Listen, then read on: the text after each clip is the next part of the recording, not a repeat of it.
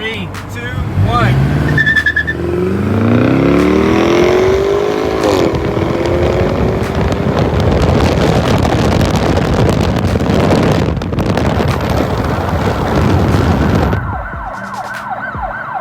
Okay, welcome back YouTube. So today we're going to be fixing my friend Carl's car. He has the 650i that you might have seen on the channel before, and he has an issue with the turbo, I believe sensor 2 or the second turbo on the driver's side is having boost issues, and partly due to what's called a vacuum leak. It's at the wastegate over here, so there's a line that's cracked over here. But I'm going to show you kind of how to replace those vacuum lines, but also where else to look if you have these same codes. So first of all, let me show you what the codes look like. Okay, so here are the codes he had. Boost pressure control 2, plausibility, pressure too low, intake air system 2, suspected leak between turbocharger and intake valves, and then also boost pressure control shutdown as a subsequent reaction. So Carl also has a muffler delete, and when the muffler shop deleted the muffler, they didn't plug the exhaust valve or the exhaust hoses here. So these exhaust hoses were left open and they're leaking as well, which can cause a vacuum leak. Here's the other side. As you can see, it's just open and sucking in open air. That is going to cause a vacuum leak. So make sure you plug these up. I'm going to use a screw like this and just kind of push it inside to plug it in so that it doesn't have any more leak. But you can use a golf tee or anything else. Alright, so there's no video on how to do this, so we're going to be kind of blindly going in and figuring out how to do this because there's a lot of stuff in the way that you have to remove to get to this vacuum hose. First of all, you got to remove the engine cover, which is easy, you just pop it off. Then you got to remove these strut bars here, which I believe is 13mm screws. You might have to remove this this frame bar right over here, and then looks like we might have to take out the radiator fan. This coolant expansion tank looks like a secondary one. You'll have to remove these as well, which is your inlet tubes that lead into the intake, and then possibly a few of these coolant hoses. So definitely work on this car when it's cooler, because right now it's still pretty warm, so I'm gonna have to wear some gloves. But we've waited about an hour and a half, so it shouldn't be too hot. So this is a 16mm.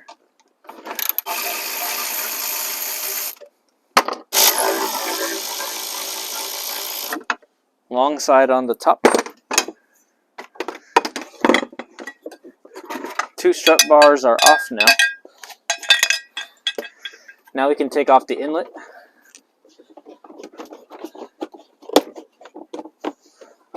Unplug it here at the connection to the intake. Pull straight out. You're done. Okay, next side here, same thing. Next thing we need to do is remove this bar over here. So in order to do that, we have to kind of pry up on these little tabs here, or this little, what do they call these?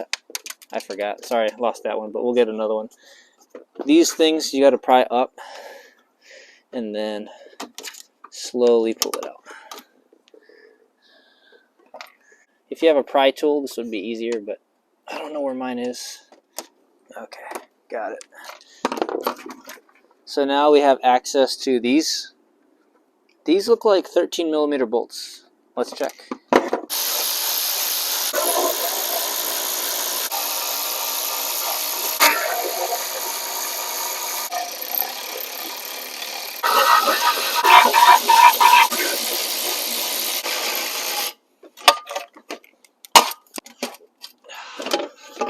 Okay, so this thing is out now. Looks like a crash bar or some kind of stability bar. It's very light too. It's like made out of aluminum or something. So I think I'm going to remove this thing as well. This thing is held on with 1, 2, 3, 4, 5. I think 5 or 6 T30. Looks like T30 bolts.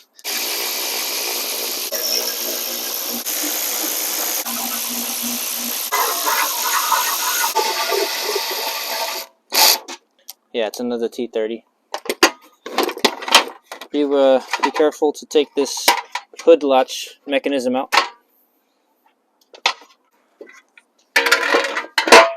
Okay, so at this point you can now see the radiator fan right over here. We need to take these off too. These are your coolant hoses. Just take those out first and then shove it out to the side. So right over here there's the transmission cooler. It's a T25 bolt and I took it out, and then I'm going to try and take out that bracket stopping the fan from coming out. Okay, next thing is this plug here. This is the radiator fan plug. I unplugged it. It connected right over there. So it's kind of like this. Just pull on this tab or push on that tab with a screwdriver and then pull straight out. We've taken this out. We need to unlatch left and right side of the radiator fan itself and then pull straight out. And then there's also there was a T25 right over here that was holding on to two hoses there, and now we're just prying up.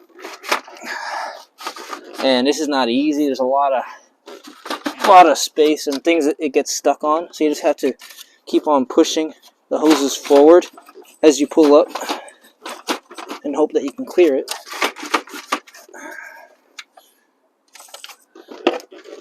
Right now I'm stuck on a hose over here, so I'm just going to keep on pushing it back as I pull up. There we go. So this is probably the hardest part so far, taking this out. So let's see, I'll show you guys. So this is the one that was attached to the transmission cooler. This is the T25 that was holding on two screws. This was the power cord here. The latches are right over here to both sides. So this is the transmission oil cooler bracket that we unplugged. Make sure you take that out. And then a couple other spots. Looks like that's the water pump maybe. I don't know what that is down there. There's your crank pulley right over there. So this is how you do the pulleys and the belts. That's a lot of work just to get to them. Too bad we don't have them right now. This would have been a good time to do them, but oh well. I don't think Carl will have this car that long. Now we got to take out this thing right here, the coolant expansion tank, and a couple hoses probably. So let's start with this wiring loom. I'm going to take this hose out over here. All you do is you squeeze the tabs and pull up, but it's not coming out, so I'm going to have to kind of pry it out a little bit here and give it some persuasion. There we go. Okay, so it looks like two 10mm to take out this expansion tank. That loosens this to move it out of the way a bit. Let's take out these inlet hoses here. So it's a 6mm. Just wiggle that out.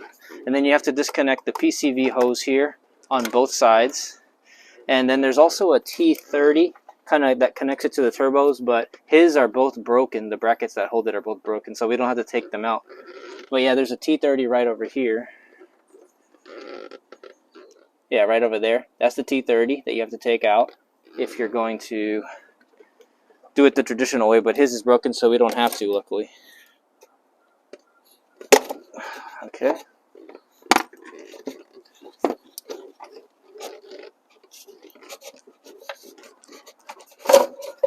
There we go. So here is the inlet tube, as you can see, from the intake to the turbos. There's one side. Let's do the other real quick. Okay, got this one out. So these vacuum lines are really crappy. They're made out of plastic and it's in a very high heat area, so they crack easily, as you can see here. So the way this vacuum hose is routed, it's very difficult to kind of find or get to. It looks like it goes kind of underneath the alternator. So the vacuum pump must be somewhere down there. So I have a syringe here. I'm going to try to suck out a lot of this fluid because I want to reuse it. This is his coolant. So I'm just going to put it in here since we're going to have to take this out. Now let's take out these hoses. All you do to take out the hose is you use a pick and pull up on that, and then pull the hose out. And then try to make sure it doesn't spill too much. That's one hose down. So the one on the bottom to disconnect, same mechanism. Pull that piece up here, pull that up, and then pull this out slowly. It says there might be some that drips. Be ready to catch if it does. Okay, so we pretty much had to remove this coolant tank, expansion tank. And what you'll see is these two wastegate lines that broke, they connect to the boost solenoid. So I had to remove this out of the way as well. Right here, higher up, right here. This thing had to go out of the way. It was held together by two T30 bolts on the bracket. Move the bracket out of the way, and then come right over here, and you'll see this is the two boost solenoids that they connect to, and then they kind of go right through this area over here underneath the alternator, and then they end up right here to wastegate number 1, and right here to wastegate number 2 right over there. So I'm definitely not going to follow that route because it requires you to go through the alternator and all that. I'm just going to go over the alternator and make my own route, and we're going to use our own hoses, which we bought from AutoZone. This hose right here. So I'm going to have Carl hold on to the phone while I pull out these vacuum lines. Oh, ouch.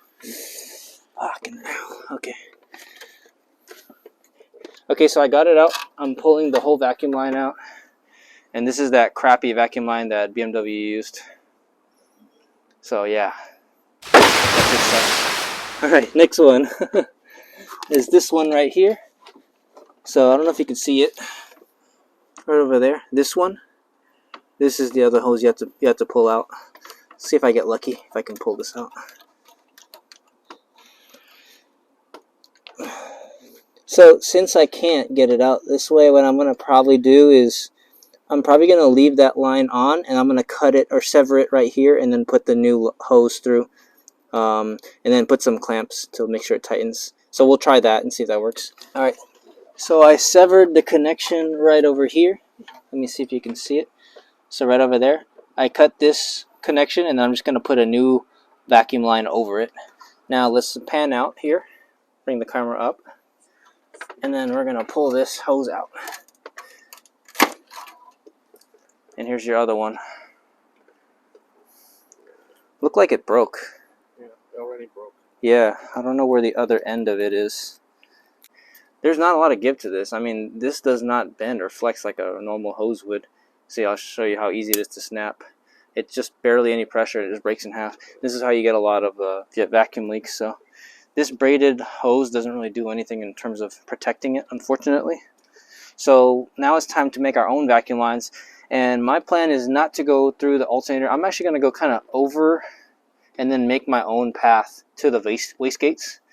And along the way, I'm going to try and zip tie it to other wires so that it does not burn through. So we'll see if that works. Alright guys, so I pre-cut the vacuum tubing for the correct amount of that I need. One thing right here, guys, need to hook this to it. So not a lot of space to see, so I'm going to try and just kind of push it in. I can't really tell. I'm using the camera right now, actually. I'm just going to push it in, and then hopefully this will hold. Okay, cool. Okay, so now I've got that in. I'm going to connect this one to wastegate number 1 on this side, the passenger side. And this was the passenger side boost solenoid that I connected. I'm going to kind of route it. I'm not going to do the same route that they did underneath the alternator. I'm going to go kind of through here and make my own route. Like so. And then connect it right here to wastegate number 1. Okay, so we got the first one on. Now let me get my second one here. This one connects to the driver's side boost solenoid, and it's going to go to wastegate number 2. So it's this one right here, the one that you can actually see. The other ones I couldn't really see, but this one you can see. I'm going to put it into the back. So there's a little nipple behind this one that you push it into. Okay, so I'm pushing that in. There you go. So now that that's all the way in, we can go back up top. Go underneath these ones. And then right here is wastegate number 2. Can you see that right there? Right over there. Okay, so I'm going to plug that in. There you go. Okay, so that's in. I have a couple of extra line that I'm probably going to zip tie so that it's not sticking out anywhere here. So we've got all our new vacuum lines on. Now we just need to put everything back together. And this is going to be the tricky part because I forgot where a lot of things go. But we'll just kind of follow where the hoses go. And we'll work together on this. Here is what you have to remove to do this job, and this is all of the screws that we have, and here's all the parts right here that we took off. So let's start putting them back together. I'm not going to time-lapse this. I'm going to show it to you guys, everything that we need to do, at least most of it. If I miss something, I'm sorry. Right here, maybe? Yep, here's better. Right here? Oh, are you sure? Because you want to be able to... Oh, shit. Careful, careful. You okay? Whew. So we need to take these two right here, and we're going to be threading them into the secondary tank, coolant tank, right over here. So let's start with this side up on the top right. Do you still have light there? Can you guys still see? Yep. Okay, cool. Alright, that one's threading in.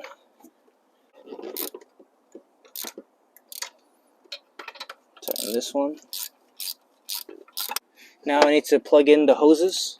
So let me start with the overflow hose over here. Plugging them is easier than taking them off. You just got to make sure that the clip right here is clipped up, or is taken up. And then you can push it in and then push it down. It's clipped on. And then do the same thing with the bottom outlet hose over here. So make sure this is all the way in, and then push it down to clip, and then give it a tug. That's on there, it's not coming off. Alright, so now that we've got all of these hoses and the coolant tank back on, everything's connected, you've connected all your wires. Before you put this back on, make sure that your boost solenoid and all your vacuum lines are correct. Now we can start putting this back on. So just take your time, be careful, and try to slide it into place. And then kind of be aware of these hoses right here.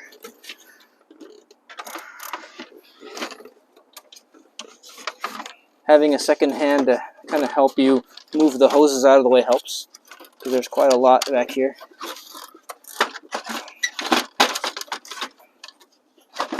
A couple of hoses back here that are in my way.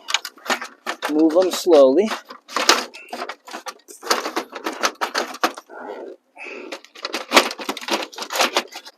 Check what you're caught on. Looks like I'm caught on a hose over here. So I'm going to try to move it out of the way. This hose is a real pain in the ass, but I got it. Now it's out of the way. Place this here on the section it's supposed to go. Boom. There you go. Now that's lined up. We can put our T30 bolt back in there. So it's one T30 bolt for the transmission cooler. You can put this back on over here. Just push it and it'll clip right in. Now you need to plug the radiator fan on. Don't forget this. If you don't put this on, you're going to get error codes for cooling. So just put it in and then snap it into place until you hear click. There you go. Give it a tug. Not going anywhere. We're in. So here's one of our plates that we need to put back on. So you need to connect your hood latch to these pieces here. There's 3 of them that holds it. And then you're going to line this up and fasten it back together with your T30 bolts. There was 6 T30 bolts, I think. Okay, so we got to put this crash safety bar back on, which goes over the top of this plate.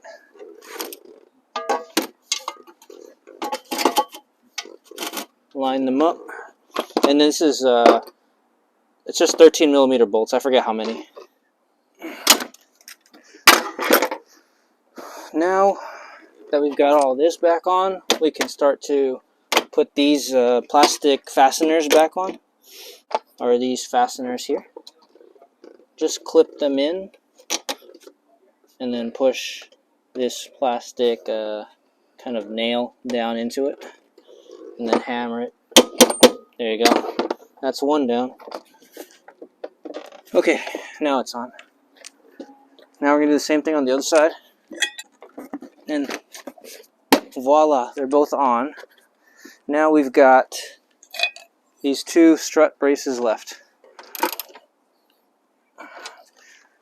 Okay, and that's everything. Now all we need to do is fill the coolant because we did lose some coolant. So I'm going to do that, and then we're going to start the car and make sure that everything is running well. We'll have to clear the codes too just to make sure. Alright, so we replaced these two hoses here, including this broken piece. It took us about 3 hours to do, so be prepared. It's not an easy job. There's a lot of stuff to remove.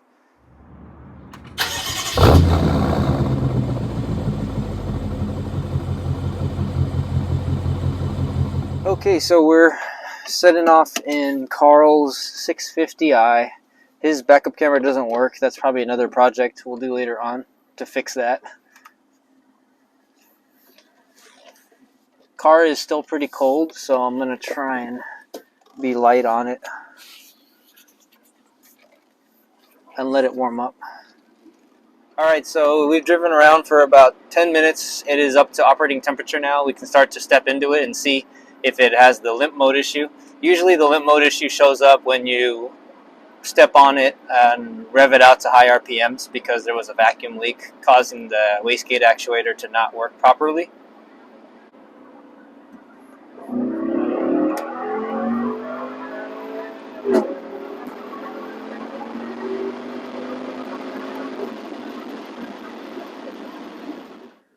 Let's do a little launch here.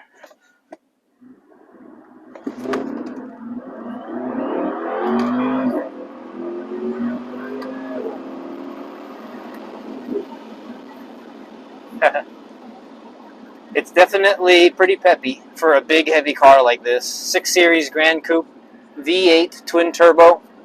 It's a good amount of power. Can't wait to see this on the dyno, to hear it rev and to see how much power it makes. So stick around for a video for that. But anyways, thank you guys for watching this video. Hopefully it's helpful to you guys. And please like, comment, and subscribe. And I'll see you guys on the next video. Have a good evening.